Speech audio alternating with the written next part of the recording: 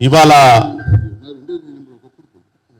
సమైక్యవాదుల విగ్రహాలు పెట్టుకోవాలా లేదా తెలంగాణ యోధుల విగ్రహాలు పెట్టుకోవాలా అని తెలంగాణ క్రాంతిదళ ఆధ్వర్యంలో పృథ్వీరాజన్న ఆధ్వర్యంలో ఈ సమావేశానికి విచ్చేసినటువంటి కవులు, రచయితలు, కళాకారులు, సినిమా డైరెక్టర్లు, జర్నలిస్టులు, మేధావులు, ప్రొఫెసర్లు అందరికీ కూడా పెద్దలందరికీ నా జైభీములు. నేను బాలసుబ్రహ్మణ్యం గారి విగ్రహాన్ని పెట్టడాన్ని ఎట్లా అర్థం చేసుకుంటున్నా అంటే, కవి జాషువా గారు ఒక మాట అన్నారు, రాజు జీవించు రాతి విగ్రహములయందు సుకవి జీవించు ప్రజల నాలుకలయందు అనేటటువంటి ఒక గొప్ప పద్యం చెప్పిండు.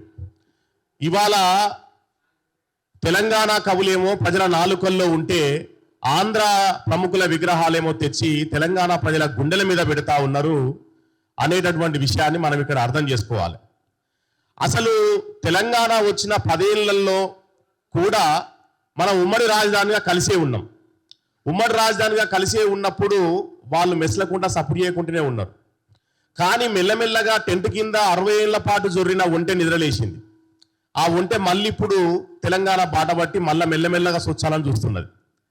ఇది ఎక్కడికి దారి తీస్తుంది అంటే, తెలంగాణ ఎందుకోసం సాధించుకున్నాం? ఇట్లా 60 ఏళ్ల పాటు వాళ్ళ విగ్రహాలు, వాళ్ళ ఆధిపత్యం, వాళ్ళ సంస్కృతి, వాళ్ళ భాష అన్ని రకాలుగా మన మీద రుద్దినందువల్లనే కదా మనం 60 ఏళ్ల పాటు కొట్లాడి ఇన్ని వందల మంది బిడ్డల్ని పోగొట్టుకున్నది. మరి వాళ్ళ విగ్రహాలు తెచ్చి పెట్టుకోవడము అంటే వాళ్ళందరి విగ్రహాలని, వాళ్ళందరి త్యాగాల్ని మనం అవమానపరిచినట్టు లెక్క. వాస్తవానికి ఇవాళ చాలా పెద్ద మొత్తంలో సోషల్ మీడియా 2 రకాలుగా విభజించబడ్డది. ఒకటి, ఆంధ్రోళ్ళు ఎట్లాగూ బాలసుబ్రహ్మణ్యం మీద ఉండే అభిమానము, దురాభిమానం అవన్నీ చూయిస్తారు. మనకు కూడా బాలసుబ్రహ్మణ్యం మీద ఆయన కళ మీద, ఆయన టాలెంట్ మీద ఎట్లాంటి తప్పుడు అంచనాలు ఏం లేవు. మనం కూడా ఆయన పాటలు విన్నాం, ఆయన పాటలను అభిమానిస్తాం. చాలా గొప్ప గొంతు, గొప్ప స్వరం అదంతా ఉంది, అందులో మనకి ఏ పేసి లేదు. కానీ ఇవాళ సోషల్ మీడియాలో మాట్లాడుతున్నటువంటి ఆర్గ్యుమెంటు అత్యంత దుర్మార్గంగా ఉన్నది. వాళ్ళు ఏమంటున్నారు అంటే, కళకు కులం లేదు, ప్రాంతం లేదు అంటున్నారు. కళకు కులం లేకపోతే ట్యాంకు బండు మీద మా విగ్రహాలు ఎన్ని ఉన్నాయి?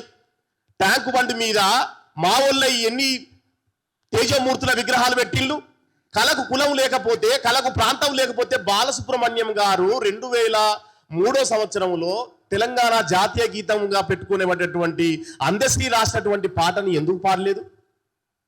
రసమై బాలకృష్ణ గారు చెన్నైకి పోయి బాలసుబ్రహ్మణ్యం గారికి డబ్బులు ఇచ్చి, అయ్యా మీరు ఒక పాట పాడాలి మాది అని చెప్పేసి అంటే, తప్పకుండా పాడతానని డబ్బులు తీసుకొని, తర్వాత ఆ పాటలో 2 లైన్లు నాకు నచ్చలేదు, స్వరాష్ట్రమై తెలంగాణ స్వర్ణ గీతి పాడాలి అనేది ఉన్నది కాబట్టి నీకు పాడను అని డబ్బులు రిటర్న్ ఇచ్చాడు.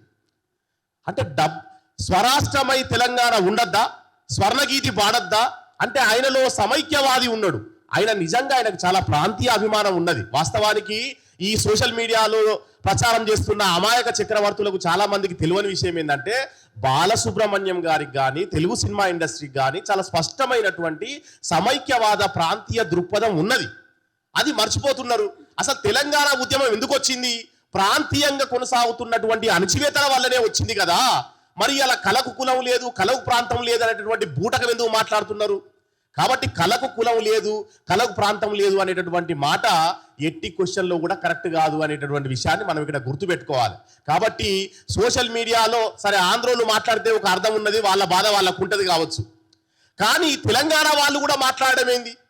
నువ్వు ఎప్పుడైనా మాట్లాడినావా తెలంగాణ గాయకుల గురించి, తెలంగాణ కళాకారుల గురించి, తెలంగాణలో ఉన్నటువంటి మహానుభావుల విగ్రహాలు ట్యాంకు బండి ఎందుకు లేవని ఎప్పుడైనా మాట్లాడినావా నువ్వు? ఏనాడు మాట్లాడినటువంటి వాళ్ళు ఇవాళ గొంతు దించుకొని బాలసుబ్రహ్మణ్యం దేశానికే ఐకాన్. ఎవరి విముక్తి కోసం పాట పాడిండు బాలసుబ్రహ్మణ్యం? ఏమన్నా పేద ప్రజల విముక్తి కోసం పాడిండా? ఏదన్నా ఒక ఉద్యమం కోసం పాట పాడిండా? ఆయన వల్ల ఎవరికి లాభం జరిగింది? ఆయన డబ్బులు తీసుకొని పాడినటువంటి ఒక ప్రొఫెషనల్ సింగర్, మా ప్రేమరాధన ఉన్న డైరెక్టర్ ఇక్కడ, ఆయన లాంటి వాళ్ళు డబ్బులు ఇస్తే పాట పాడిండు ఆయనే. మరి అట్లాంటి ఆయన గురించి మనము ఆయన ఏదో గొప్ప పని చేసిండు, ప్రొఫెషనల్ గా డబ్బులు తీసుకొని పాటలు పాడినటువంటి ఒక సింగర్ గురించి ఇంతగానం బట్టలు చింపుకోవడం ఎందుకు, ఇంతగానం గొంతు దించుకోవడం ఎందుకో నాకైతే అర్థమైతే లేదు. ప్రజల కోసం పాట పాడడం అంటే ఒక గద్దర్, ఒక గూడ అంజన్న, ఒక బండి యాదగిరి, ఒక సుద్దాల హనుమంతు, ఒక ముచ్చర్ల సత్యనారాయణ, ఇట్లాంటి యోధులు మాకుంటే వీళ్ళందరినీ కాదని చెప్పి మీ విగ్రహాలు తెచ్చి మా గుండెల మీద పెడితే ఇంకెంతకాలం మీ విగ్రహాలు మేము మొయ్యాలి? మేము ఎందుకోసం తెలంగాణ సాధించుకున్నాం అనేటటువంటి విషయాన్ని కూడా ఇక్కడ ఆలోచించుకోవాల్సిన అవసరం ఉన్నది మిత్రులారా. అయితే ఈ రౌండ్ టేబుల్లో మనం ఎవరినో తిట్టడానికో ఎవరినో దుమ్మెత్తిపోయడానికో కూడా కాదు. వాస్తవానికి ఈ విషయంలో తెలంగాణ శ్యామ్ కానీ మా పృథ్వన్న కానీ చాలా కరాఖండిగా ఆల్రెడీ మాట్లాడి ఉన్నారు. మనం కూడా మేధావులుగా బుద్ధిజీవులుగా సామాజిక కార్యకర్తలుగా మనం చేయాల్సినటువంటి పని ఏంటంటే దీని మీద కార్యాచరణ ఏం తీసుకుందాం, what is our action. Telangana సమాజం అన్ని గమనిస్తా ఉన్నది, తెలంగాణ వాదులు అందరూ గమనిస్తా ఉన్నారు. ఇట్లాగే రోజు రోజుకి మనం ఆందోళన కాళ్ళకి దాసోహం అయిపోతే తెలంగాణ అస్తిత్వం ఆత్మగౌరవం ఏం కావాలి అనేటటువంటి ఒక బాధ ఇక్కడ ఉన్నది. గార్సియా మార్క్వెజ్ అనేటటువంటి ఒక రచయిత ఏమన్నాడంటే నిజం చెప్పులేసుకునే లోపే అబద్ధం ప్రపంచం అంతా తిరిగి వచ్చింది అన్నాడు. కాబట్టి ఇవాళ మనం మన వాయిస్ని వినిపించేసరికి వాళ్ళు మనం సర్దుకునే లోపే వాళ్ళు మొత్తం ఆక్రమించేటటువంటి పని పెట్టుకుంటున్నారు. కాబట్టి ఈ దురాక్రమణ ఇది దండయాత్ర. ఒక రకంగా చెప్పాలంటే ఇక్కడ రోషయ్య విగ్రహం పెట్టడం కానీ, ఇక్కడ ఎన్టీఆర్ విగ్రహం పెట్టడం కానీ, ఇక్కడ బాలసుబ్రహ్మణ్యం విగ్రహం పెట్టడం కానీ ఇది దురాక్రమణ తప్ప ఇంకొకటి కాదు. ఖమ్మంలో కమ్మోళ్ళంతా కలిసి ఎన్టీఆర్ విగ్రహం పెట్టిళ్ళు. అక్కడ తెలంగాణ చౌరస్తా చాకలి ఐలమ్మ విగ్రహం తెలంగాణ చాకలి ఐలమ్మ సర్కిల్ అని ఉంటే ఎన్టీఆర్ విగ్రహం పెట్టి అది ఎన్టీఆర్ సర్కిల్ అంటున్నారు వాళ్ళు కమ్మోళ్ళంతా కలిసి. కర్రుండే బర్రె. సో కాబట్టి కమ్మోళ్ళకు చాలా డబ్బులు ఉన్నాయి, పలుకుబడి ఉన్నది, పరపతి ఉన్నది. కాబట్టి వాళ్ళు దాని పేరు మార్చేసిళ్ళు ఎన్టీఆర్ విగ్రహం పెట్టి. కాబట్టి తెలంగాణ గడ్డ మీద తెలంగాణ గుండెకాయ లాంటి రవీంద్ర భారతిలో కూడా ఇవాళ వీళ్ళ విగ్రహం పెడతారు, రేపు ఇంకోని విగ్రహం పెడతారు. అసలు నాకు అర్థం కాదు.